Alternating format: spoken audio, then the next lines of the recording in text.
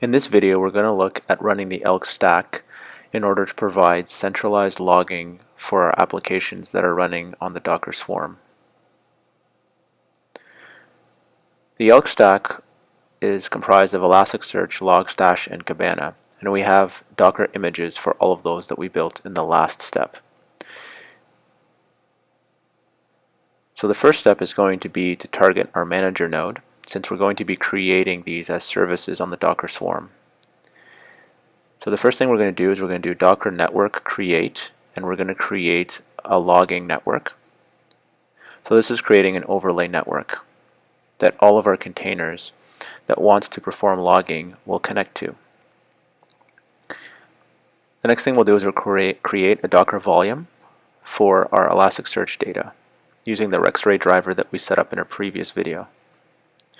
Now that we have a named network and named volume, we can go ahead to the next step and we can start to run our containers. So the first thing we'll do is we'll create the service called Elasticsearch. We'll create one replica of that, connect it to the logging network, and also mount the volume that we created. Once I do that, you can see in the visualization that the swarm has selected worker 2 to deploy Elasticsearch to. So as we wait for that to prepare and run, it'll take a little bit longer the very first time it decides to put it on a node that it has never been on before, because it does need to do a Docker pull, which does take a little bit of time. But once the image is on that machine, the next time that it targets that machine, as long as it's the same version, it should start up a lot quicker.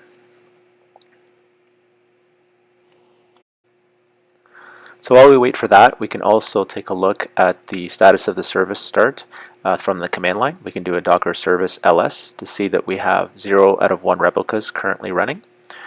And I can also do Docker service ps on Elasticsearch to take a look at the exact containers that are being scheduled and where they're being scheduled for that service.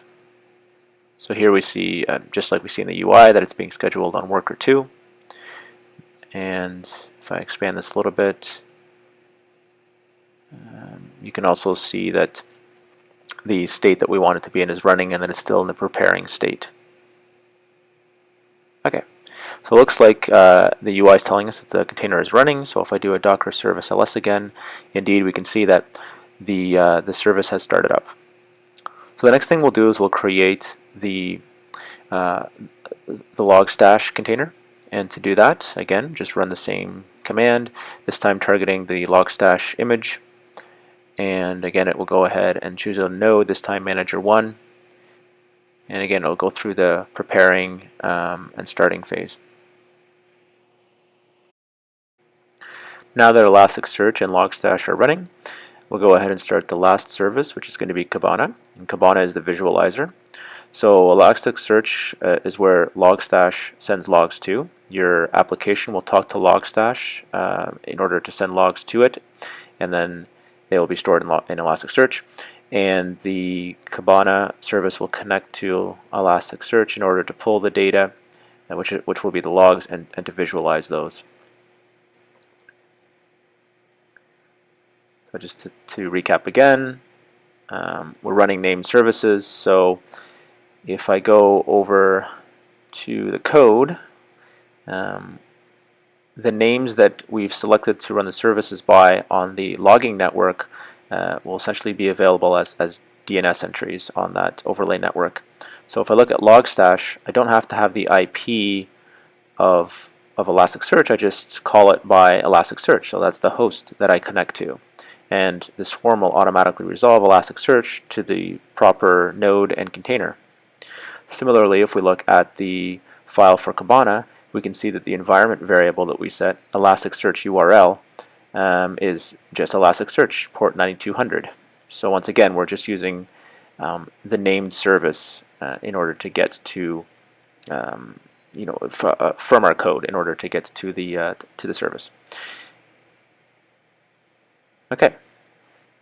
So now that the service has started, the next step that we're going to do is we're going to go ahead and take a look first of all at the port. So you can see here that we have a port 12 12201 that's been opened on UDP, and also 5601. So those ports have been opened on all of the nodes in the swarm. So they're an ingress port that's available. So if you hit any of the manager 1, worker 1, or worker 2 nodes on those ports, you'll be redirected to the service that is being provided at that port. So 5601 was the port that Kibana is running on. So if I do an open on the manager 1 node at 5601, I should be able to see the Kibana UI, but I would be able to see the Kibana UI as well if I was to hit any of the other nodes in the swarm.